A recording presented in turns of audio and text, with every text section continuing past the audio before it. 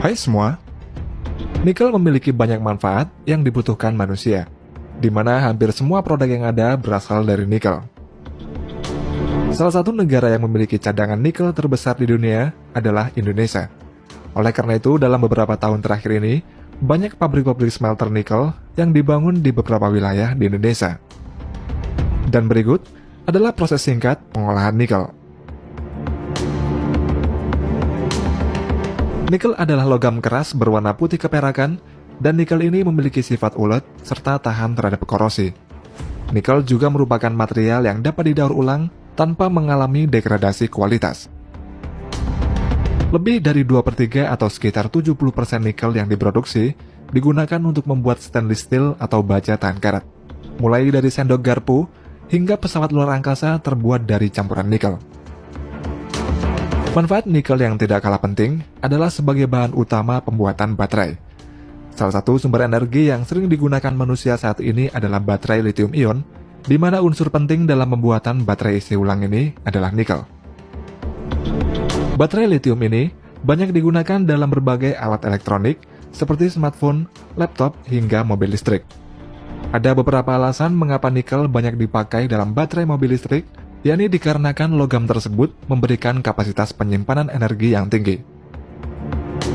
Dengan semua keunggulannya tersebut, baterai yang digunakan dalam mobil listrik akan berukuran kecil, lebih ringan, sehingga sangat nyaman digunakan dalam perjalanan jarak jauh ketika menggunakan mobil listrik.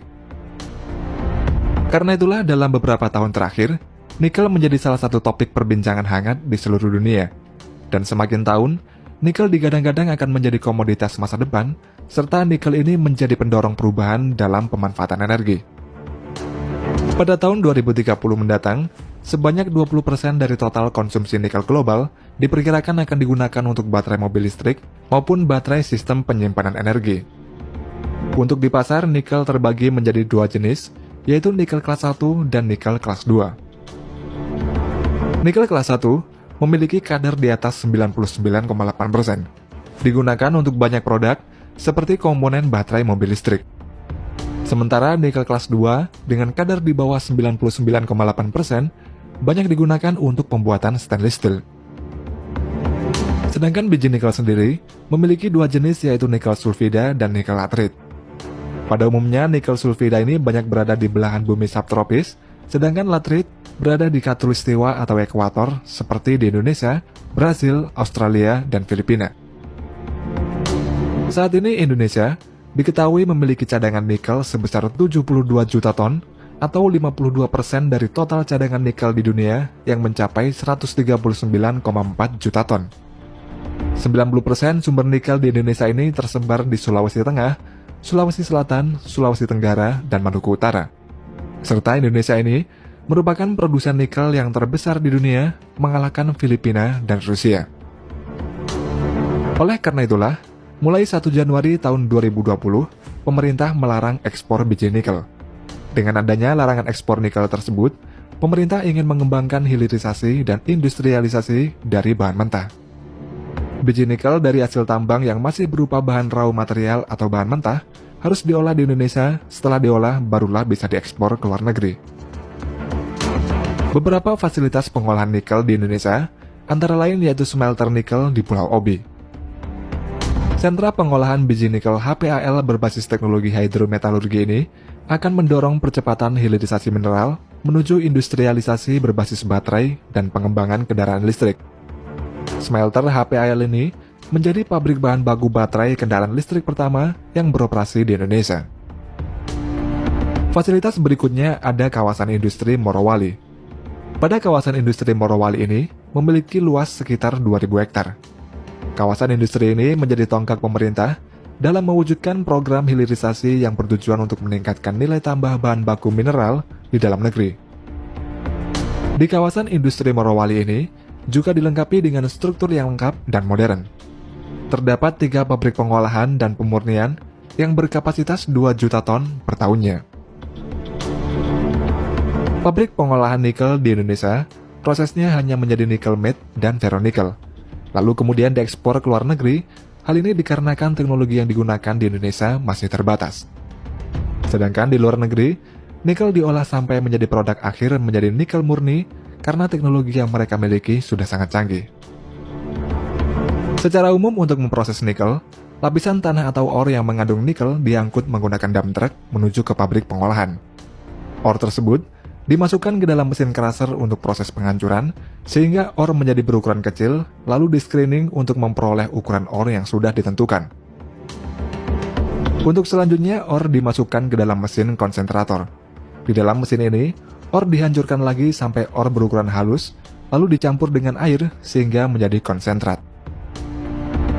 Kemudian konsentrat masuk dalam proses flotation, yakni proses pemisahan nikel dengan mineral lainnya melalui pengapungan pada suatu wadah khusus. Setelah itu konsentrat dikeringkan dengan mesin rotary dry pada suhu yang telah ditentukan.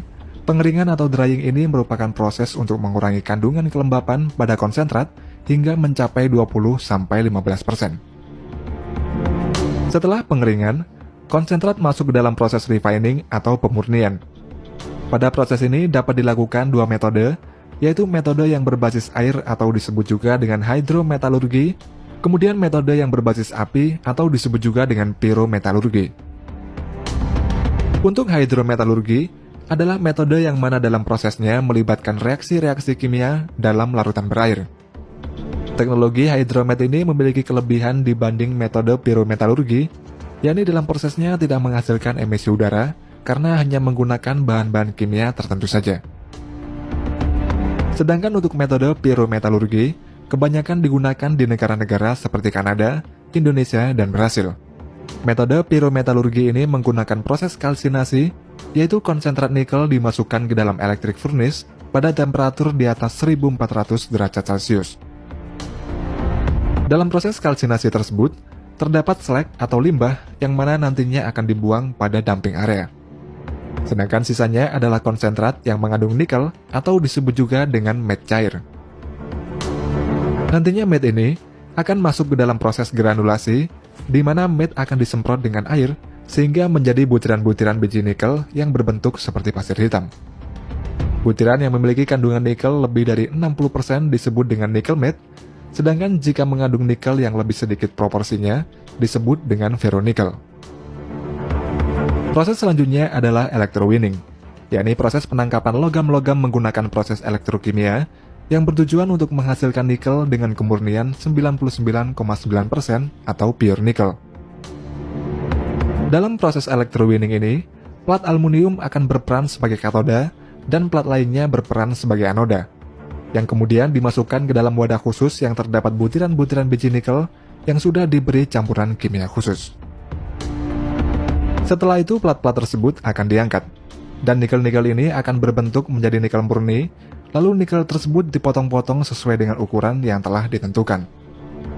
Nikel-nikel yang sudah dipotong tersebut kemudian nantinya akan dijual ke konsumen di seluruh dunia, dan selanjutnya akan digunakan sebagai bahan baku untuk berbagai macam produk.